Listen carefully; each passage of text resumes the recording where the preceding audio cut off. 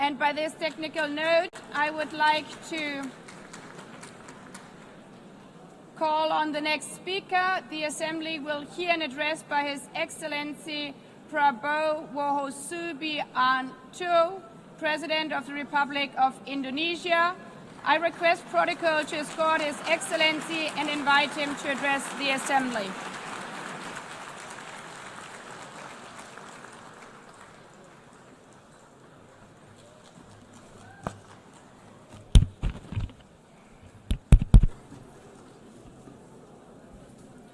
His Excellency, Mr. Antonio Guterres, Secretary General of the United Nations, Her Excellency, Madame Annalena Baerbock, President of the United Nations General Assembly,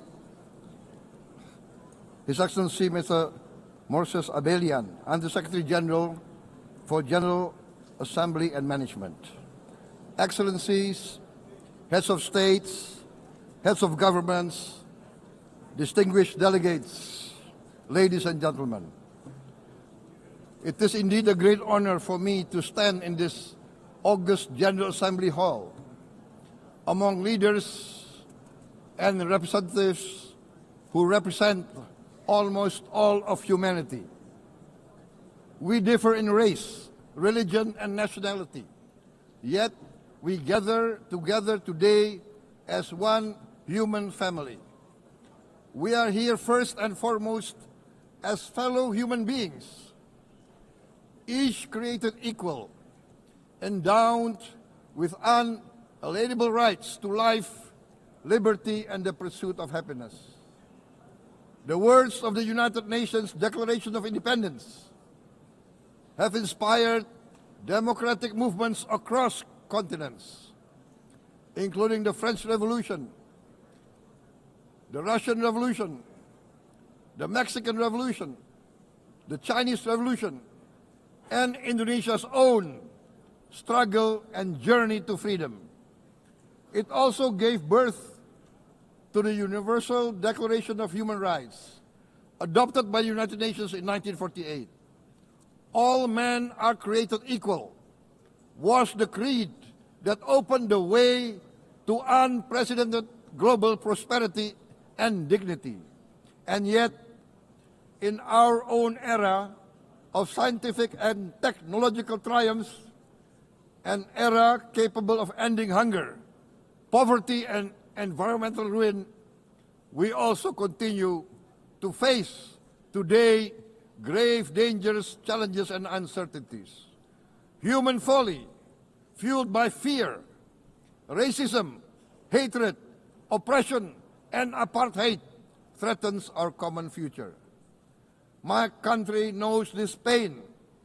For centuries, Indonesians lived under colonial domination, oppression, and slavery.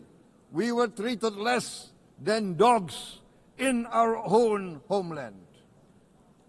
We Indonesians know what it means to be denied justice and what it means to live in apartheid, to live in poverty, and to be denied equal opportunity. We also knew what solidarity can do in our struggle for independence, in our fight to overcome hunger, disease, and poverty. The United Nations stood with Indonesia and gave us vital assistance. Decisions made here based on human solidarity by the Security Council and this Assembly gave Indonesia independence, international legitimacy, opened doors, and supported our early development through the efforts of the United Nations Children's Fund, the United Nations Food and Agriculture Organization, the FAO, the World Health Organization, and many, many other United Nations institutions. And because of that, Indonesia today stands on the cusp of shared prosperity and greater equality and dignity. Madam President, Excellencies, our world today is driven by conflict, injustice, and deepening uncertainty. Every day we witness suffering, genocide, and blatant disregard for international law and human decency. In the face of these challenges, we must not give up.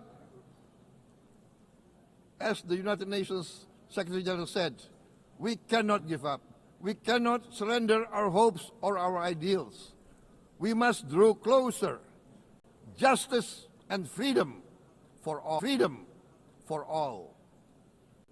We remain committed to internationalism, to multilateralism, and to every effort that strengthens this great institution.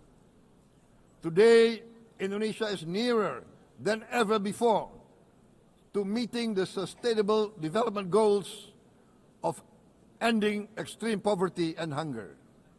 Because years ago, this very chamber chose to listen and uphold social and economic justice. We will never forget.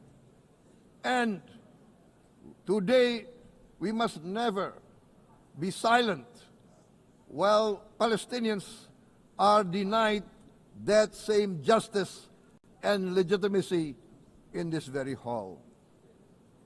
Excellencies, Thucydides warned, the strong do what they can, the weak suffer what they must. We must reject this doctrine. The United Nations exist to reject this doctrine. We must stand for all, the strong and the weak. Might cannot be right. Right must be right. Indonesia today is one of the largest contributors to United Peacekeeping Forces. We believe in the United Nations. We will continue to serve where peace needs guardians, not with just words, but with boots on the ground.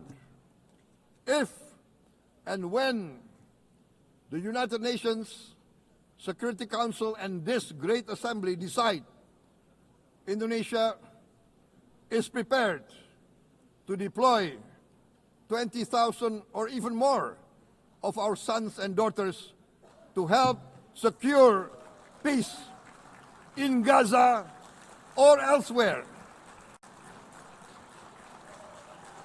in Ukraine, in Sudan, in Libya, everywhere when the peace needs to be enforced, peace needs to be guarded, we are ready. We will take our share of the burden, not only with our sons and daughters, we are also willing to contribute financially to support the great mission to achieve peace by the United Nations.